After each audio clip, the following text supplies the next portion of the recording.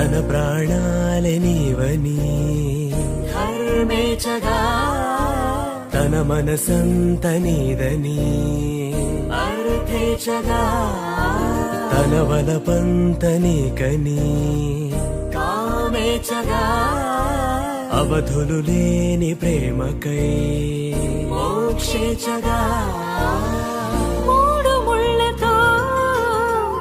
7 అడుగుల అగ్ని సాక్షిగా ఇద్దరు ఒకటిగా మారగా మరుపేలేని సంతకం పెళ్లి పుస్తకం మరు జన్మకి తొలి స్వాగతం